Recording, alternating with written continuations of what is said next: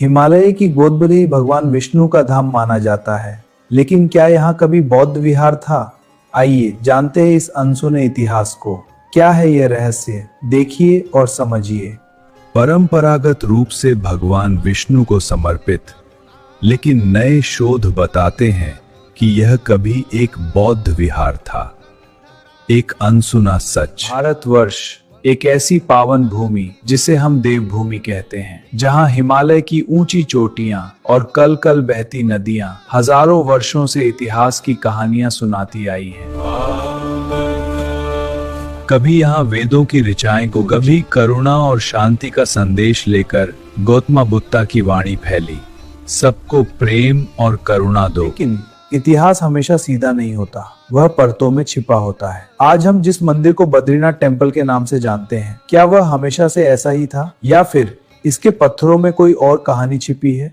उत्तर भारत के अधिकांश मंदिर नागर शैली में बने होते हैं, लेकिन बद्रीनाथ उनसे बिल्कुल अलग दिखाई देता है।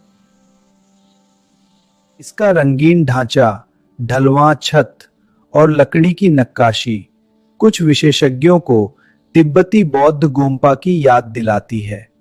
यह इतिहास का संकेत। अलकनंदा घाटी केवल ऋषियों की भूमि नहीं थी, यह कभी बौद्ध भिक्षुओं के यात्रा मार्ग का भी हिस्सा थी।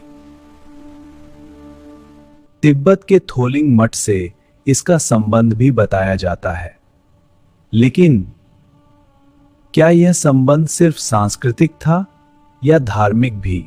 मंदिर के गर्भगृह में विराजमान मूर्ति भगवान विष्णु या फिर ध्यानस्थ बुद्ध, पद्मासन मुद्रा, ध्यान में लीन हाथ, यह शैली अक्सर बौद्ध प्रतिमाओं में देखी जाती है।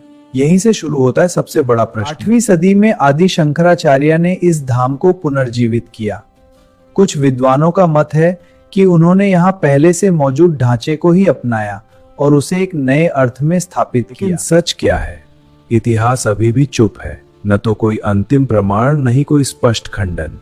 शायद यह बुद्ध और विष्णु विरोध नहीं, बल्कि एक ही सत्य के दो रूप हो सकते हैं।